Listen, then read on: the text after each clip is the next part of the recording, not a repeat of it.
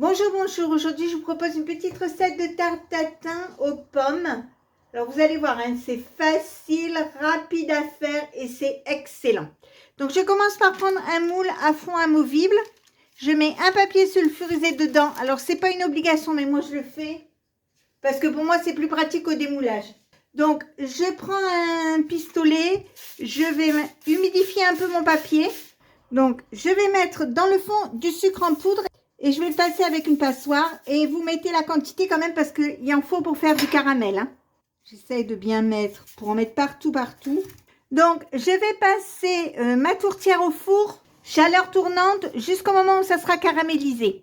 J'ai sorti mon sucre légèrement caramélisé. Je vais prendre des fines lamelles de beurre comme ça. Je vais les mettre dessus.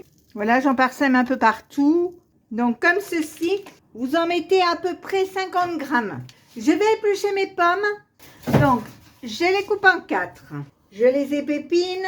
Si vous entendez des petits bruits derrière, c'est Chouquette qui est encore au frigo. Et je les recoupe en 2. C'est-à-dire que vous coupez vos pommes en 8. Et je vais les mettre sur la pâte. Donc, je les fais toutes. Et je reviens vers vous après pour la suite. Et dessus, je vais remettre du sucre en poudre.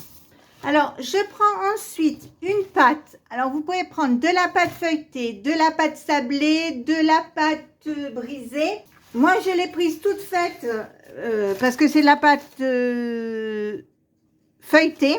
Donc, je la mets sur les pommes. Je vais la faire bien revenir en dessous des pommes. Comme ceci. Donc, je le fais et je vous montre. Alors, vous essayez de faire partir votre pâte en dessous de vos pommes. Comme ceci. Voilà, donc comme ceci. Je vais prendre une fourchette et je vais faire des petites marques au-dessus, comme ça. Donc, je vais l'enfourner pour 30 minutes. Thermostat 6, 180. Et on se retrouve après pour voir le résultat. Voilà, ça y est, la tarte est cuite. Je l'ai sortie du four. Je vais la démouler, enlever le papier. Et donc, vous voyez, elle est belle, elle est bien caramélisée, elle est jolie. Donc, maintenant, on va passer à table pour le dessert, puisque c'est quand même une tarte que moi, j'aime bien manger quand elle est tiède.